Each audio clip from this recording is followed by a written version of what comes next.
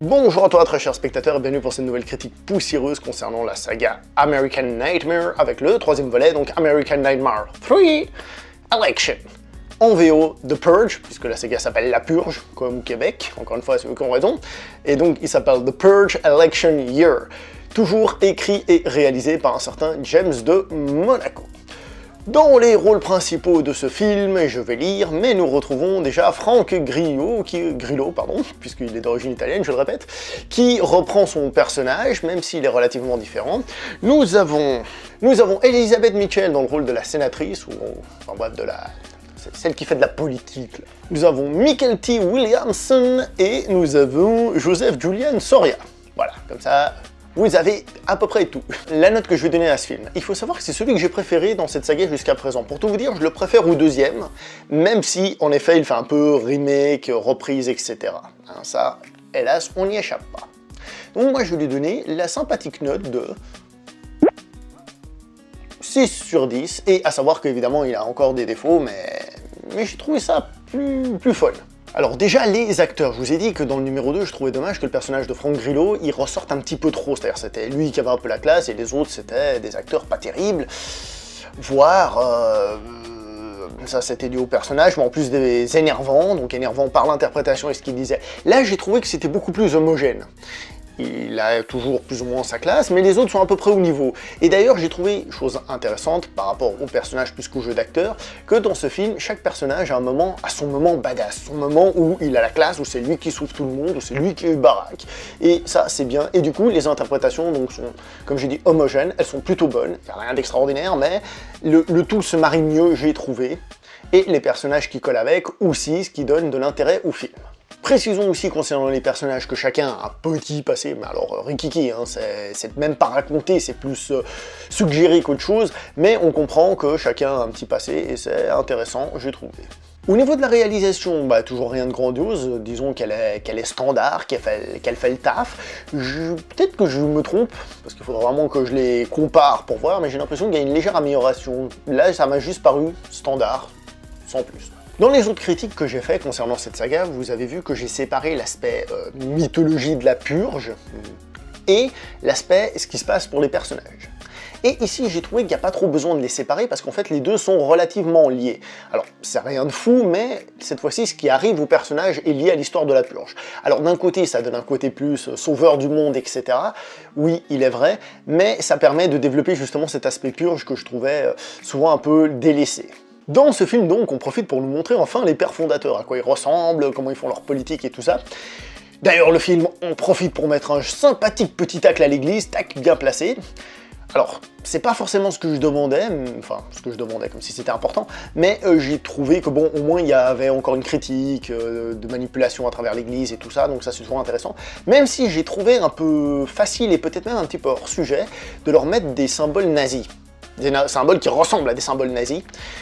Parce que si le but de cette saga était de faire une petite critique envers l'Amérique, mettre des symboles nazis peut détourner la critique vers autre chose. Je pense, le film aurait été meilleur s'ils avaient mis des symboles qui ressemblent à ceux des personnes qu'ils ont envie de critiquer, je sais pas moi, à l'état actuel ou des trucs comme ça. Pas le même logo, mais quelque chose qui ressemble, quelque chose qui fait écho à. Et du coup, là, on aurait eu une critique beaucoup plus acerbe que de dire cet état-là est un état nazi. Est-ce qu'on est en train de dire que l'état actuel ou l'état je sais pas quand est un état nazi? Je sais pas, mais en tout cas, j'ai trouvé ça un peu facile de tomber sur l'image du nazisme, même si c'est pas un problème en tant que tel, ça fait bien passer l'image et elle est forte. Donc ça, c'est pas un souci. Pour l'histoire des personnages, je trouve que c'est là où on tombe un peu dans la réédite du deuxième volet, à savoir des personnages qui survivent dans la rue pendant la purge, un groupe de héros dans la rue pendant la purge. Alors, j'ai toujours trouvé que les rues sont toujours aussi peu fréquentées, j'ai l'impression qu'il y a vraiment trop de calme. Alors, si vraiment la purge existait, je pense que ce serait comme ça, ce serait calme. Mais pour un film où j'ai envie de ressentir un peu plus de frisson, j'aimerais que ce soit un petit peu plus rempli. Il croise beaucoup de personnages intéressants, enfin de personnages, de situations intéressantes, par exemple une guillotine à un moment donné, il croise quelqu'un qui pend des gens tout en blanc comme ça. C'est juste des gens qui croisent. Alors ça donne de l'atmosphère, je dis pas, c'est dommage que ce soit juste des gens qui croisent comme ça de loin, ils sont en voiture et regardent. Mais ça donne du caractère et ça permet de critiquer par exemple la guillotine. Hein, chez les Français, ça doit quand même évoquer certaines choses, non?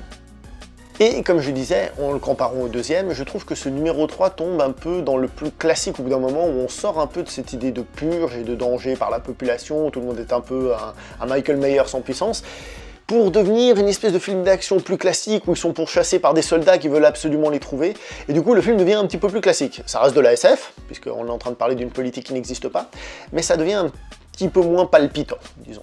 Donc, pour faire un petit résumé là, on a en gros l'épisode 2, avec un petit peu plus de politique, un petit peu plus de background, ça c'est bien, même si c'est pas un background de folie, mais au moins il est là, mais qui tombe un petit peu plus dans le classicisme aussi au niveau de son histoire. Pour ceux qui préfèrent le côté humain taré, qui mettent des masques et qui font n'importe quoi, qui torturent des gens et tout ça, le début du film, je pense qu'il va vous servir avec ces deux voleuses, j'en dis pas plus, il y a deux gamines qui d'ailleurs sont pas très flippantes. T'as plutôt envie de leur coller des claques, mais je pense que c'est fait exprès parce qu'elles ont des têtes de rien du tout. Et en même temps, tu vois que c'est des tarés qui viennent couverts de sang pour te tuer. Donc voilà.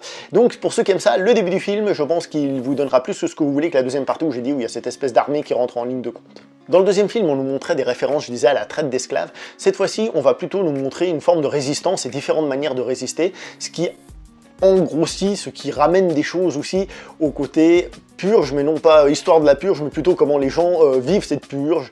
Et ça, c'est toujours aussi intéressant, c'est pas un truc de fou, mais c'est intéressant quand même. Un autre détail, ce film m'a paru plus violent que les précédents, surtout au début, après peut-être que je m'y suis fait ou ça s'est calmé, au début on voit des têtes qui explosent et des choses comme ça, c'est vachement plaisant. Bah, c'est un film qui se veut être un peu horreur, machin, donc vas-y, sois violent. Au début il l'est un petit peu, après par la suite ça m'a moins choqué, mais sachez que ça c'est un bon point aussi pour le film.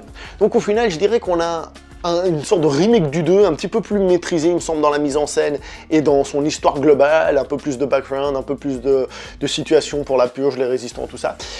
Mais c'est vrai qu'il fait un peu rédit du 2. Dans l'absolu, je l'ai préféré, j'ai trouvé plus sympa, plus intéressant à suivre, moins avec l'arrivée de la police et de l'armée, etc. Mais malgré tout, le fait qu'il soit lié à l'histoire de la politique, surtout que ça pourrait, j'ai bien dit, être une conclusion de la saga, ils font en sorte que la porte reste relativement ouverte pour si jamais ils veulent en faire beaucoup d'autres, ça, il n'y a pas de souci. Une Reddit du 2, mieux fait, plus classique, à vous de faire votre choix si vous l'aimez ou vous l'aimez pas. Je sais que certains l'aiment plus que le 2 et vice versa, j'ai vu ça dans les commentaires, n'hésitez pas à le redire ici. Moi personnellement, je trouve que c'est un sympathique divertissement, et puis voilà. On se voit tout de suite pour la prochaine vidéo concernant American Nightmare numéro 4. Numéro 4, c'est important le numéro 4. Jusque là s'il vous plaît, portez-vous bien. Allez, likez, partagez, commentez, j'allais oublier de le dire, abonnez-vous. Allez, à tout de suite, ciao tout le monde.